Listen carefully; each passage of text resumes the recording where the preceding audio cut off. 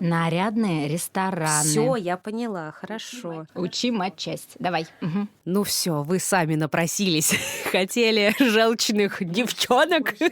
От чистого сердца рекомендую вам никуда не ехать в центр, Просто оставаться. оставаться там. Там полно места вообще для гуляния. Чуринг, особенно если будут тайм-коды, да, ведь, Яна? Будут тайм-коды. Будут.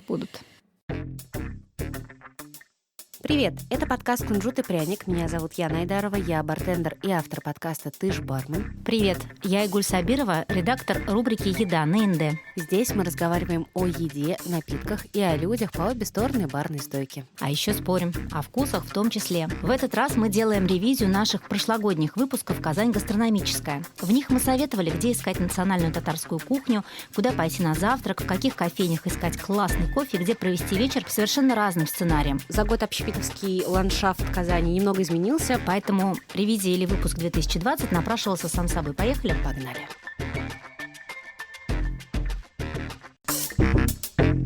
Как и в прошлый раз, начнем с главного. Вы в Татарстане, в Казани, где знакомиться с национальной кухней. Так, ну из неизменных фаворитов остался дом чая, Черем. И я бы посоветовала, наверное, сходить в «Сказку». Все-таки это легендарное кафе, и, на мой взгляд, они готовят, знаешь, такую облегченную версию татарской национальной кухни. Нужно понимать, что татарская национальная кухня — это очень много выпечки, значит, это тесто, картошка, мясо. И сладкое, мучное. И вот, например, в «Сказке» большинство выпечки готовят из цельнозерновой муки, и она ощущается гораздо легче, чем обычная там, пшеничная высшего сорта, например. И мне еще очень нравится их посуда и их подача. То есть даже чайные пары, они действительно какие-то с татарским орнаментом. Чайники очень большого объема, куда точно поместится литр, и можно... Самовар практически воды, да?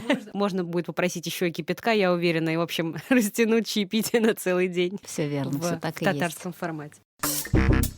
Про локальные продукты и необычную кухню все осталось по-прежнему. За ними нужно идти в бистро «Артель», которое находится у Людского садика. Это географический центр Казани. В гастробар «Сетка», который находится в Старо-Татарской слободе на улице Каюма-Насыри. New Kitchen. И New Kitchen к Марату Вахитову. По поводу артели. В прошлом году я была очень скептически настроена и постоянно обвиняла Айгуль в предвзятости к этому заведению, а теперь сама стала адептом артели. Этого заведения. Отлично, я очень рада. Яна, расскажи мне, кому у тебя еще предвзятое мнение? Ну, возможно, к порту. Но мне не Долгое, нравится очень там еда. долгое Ну, обслуживание. А мне- тебе еда не нравится? Мне не нравится Всё еда понятно. и сервис. мне Да, как-то. сервисом там беда, но, тем не менее, очень популярное заведение, надо сказать, у казанцев, которые готовы ждать по часу, чтобы им принесли бизнес-ланч или какую-то другую еду.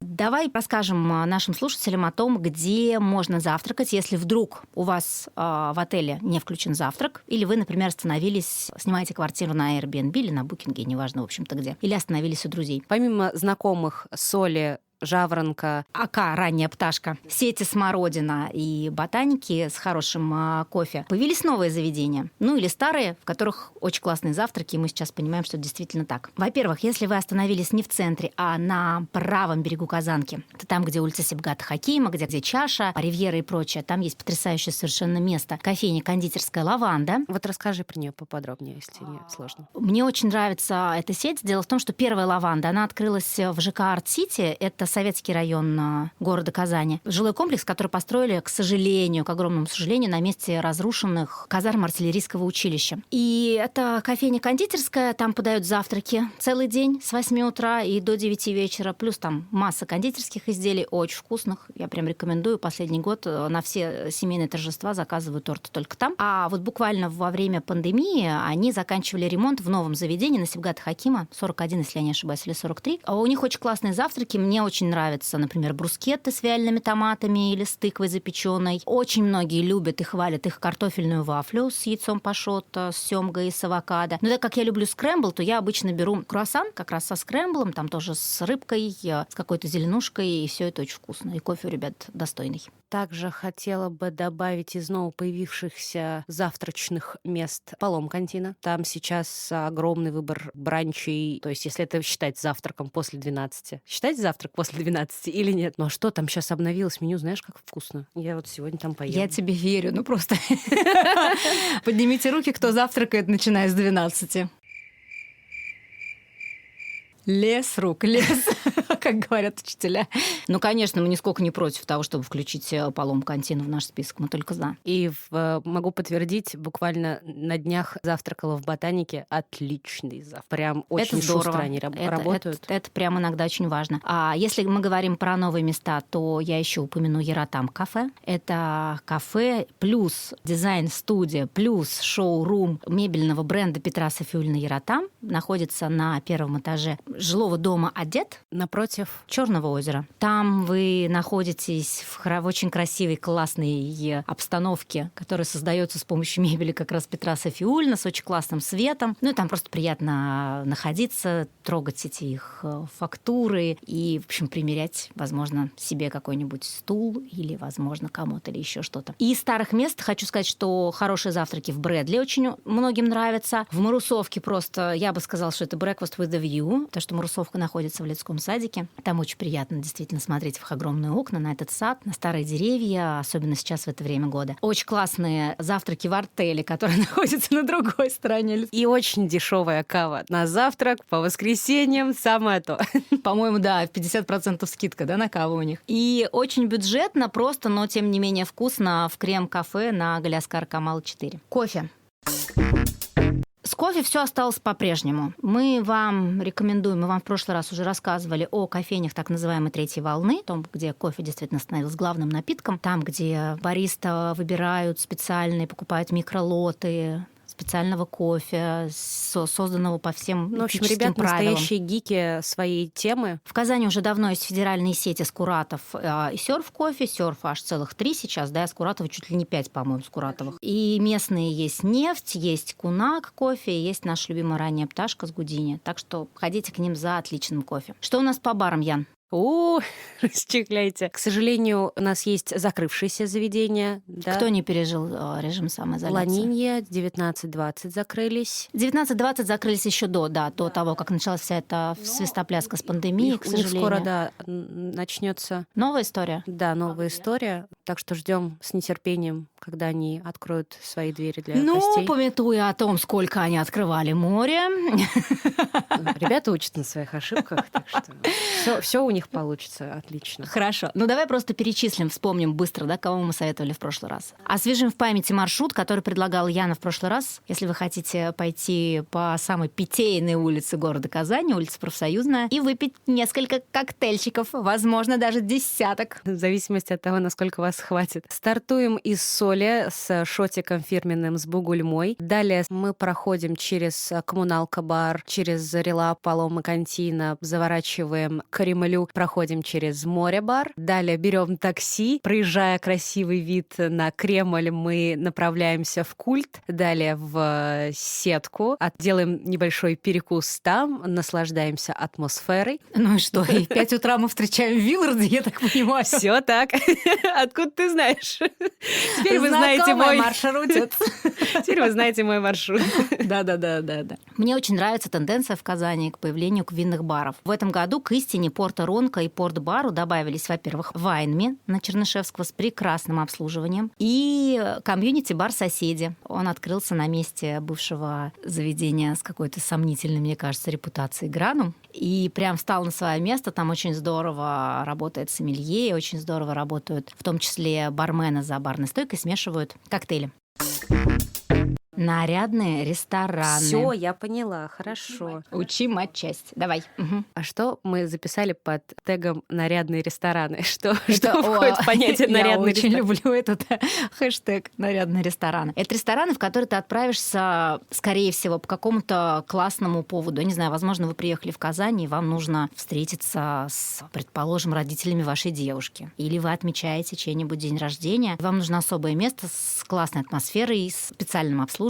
В общем, такое нарядное, красивое, куда можно нарядиться, Яна. Вот же основная мысль. Помимо приюта холостяка, про который вы, наверное, уже все знаете, просто все знаете. Мы можем порекомендовать ходить в Чизерию. Верно. Культура. Да, в Культуру, которая находится на Профсоюзной. Мне очень нравится, как переделали это место. Это, наверное, знаешь, такой, вот если сравнить здание хлебного базара, расположенного на Профсоюзной, с ожерельем, то, наверное, вот Культура, она стала каким-то последним драгоценным камнем в этом ожерелье, Казани, потому что, слава богу, вместо Гранума у нас сейчас соседи, потом идет хорошее заведение Mellow, затем Фомин Bar and Shop, а затем очень классный цветочный Astra Decor Flowers, и как раз затем идет Культура. Это место открыл шеф-повар Булат Камаев с партнерами. Там отличная кухня вообще, мне не к чему придраться. Я слышала очень много отзывов разных. Говорят, что там кто-то может есть только пиццу, например. Но они специализируются на пицце. Слушай, ну окей, да, они специализируются на пицце, то есть у них отличная пицца, само собой, но кроме этого у них прекрасная кухня. Я вот была, например, на российском ресторанном фестивале, брала сет, это огромный просто сет, который нужно брать на двоих, если не на троих. Но кроме этого мы ели волжского судака, я ела там теплый салат с лангустинами, я от всего, честно говоря, в восторге. Там хорошая винная очень карта, советую. Кроме этого есть очень красивый бранч, там руководит шеф-повар Руслан Акифьев, он находится тоже в жилом доме «Одет» у парка Черное озеро по соседству с Яротам. И, наконец-то, на месте старого-старого ресторана Тинькофф в доме, в красивейшем, наверное, да, в одном из самых красивых домов Казани, в доме Кекина, открылся ресторан «Кекин» с прекрасной кухней, с очень классной атмосферой, с очень огромным помещением. Инстаграммобильным интерьером. Помещение. У них там есть своя сыроварня,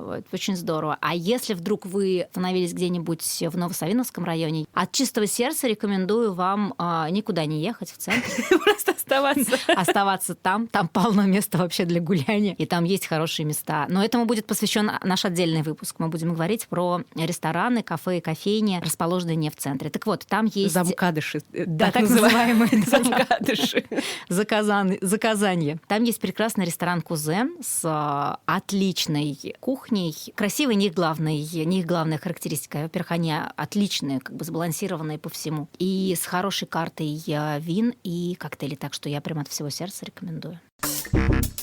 Ну что, если быстро поесть, мне кажется, остались все те же самые наши любимцы. Да? Это Тубитей, сеть национального фастфуда, чуть ли не первая, по-моему. Ну, окей, после Теремка, вот после всей этой истории, да, если мы говорим про национальные республики. Это Субстанция и Фошные. Вспоминая о том, что в Казани каждое 5-е заведение было фошной, теперь это покишное. Если вы увлечены поке, хорошо, поке, то... Я явно не увлечена поке. Я, кстати, поке первый раз поела на работе, как стаф, знаешь. Я работаю в таком классном месте, что мне на стаф питания поке. Стаф еда вообще, да. Я не особо, честно говоря, увлечена этой темой, но знающие люди, чьему мнению я доверяю, говорят, что очень хорошие поки готовят в Покемане. Это на Кремлевской, прям вот точно мимо не пройдете, вы будете гулять по улице Кремлевская. И в Поке и Гирос. Это рядом с Ленинским садиком на Пушкина. Ну что, а теперь блиц? Блиц.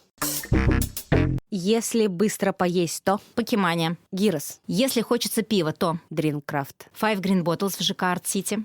Если коктейли, то Мистер Виллард. Мистер Виллард. Если с детьми, то... Ну, пусть будет кофе-бин. Кстати, прекрасный выбор. У меня Амир ест их сэндвич с тунцом. тунцом уже лет 10, мне кажется. Я его тоже, да? наверное, ем с 2009 года. Да, 11, аналогично. Если ищешь лучшую пиццу, то... Бруклин. Почему? Потому что ты ее берешь с собой, идешь в парк Черное озеро, садишься возле воды и вкушаешь пиццу с грушей и сыром. Класс. А я голосую за Культуру. Если обед или ужин по особому случаю, то... Приют холостяка? Что? Или Истина, или Артель. Можно я буду чуть более оригинальной? Ладно, я скажу Артель. Ну, Сетка. потому что последний праздничный ужин у нас состоялся именно в Артеле. Слушай, а у меня обед праздничный тоже 1 сентября по случаю начала учебного года тоже состоялся в Артеле с мамой и с Амиром. Если татарская выпечка, то... Кунак кофе. Сказка, потому что на цельнозерновой муке, простите. Что нельзя пропустить, если у вас есть час? Daft Pub. Чирем. Вот такой вот у нас получился экспресс-курс по Казани гастрономической. Для вашего удобства Яна пообещала сделать тайм-коды с названиями всех заведений, которые мы здесь перечислили. Поэтому обязательно посмотрите описание, чтобы не пропустить ни одно в этом потоке информации и названий новых, возможно, для вас мест. Также, пожалуйста, пишите свои комментарии и ставьте нам оценки, потому что мы хотим становиться только лучше. Если у вас есть идеи для обсуждения или вы хотите стать героем нашего выпуска, пишите нам на электронную почту еда@nd.io с пометкой «Подкаст». С вами была Айгуль Сабирова. Яна Айдарова. Подкаст «Кунжут и пряник» обнимает вас, целует и услышимся... Говорит до новой встречи. Само собой, да. И услышимся совсем скоро. Пока-пока. Пока-пока.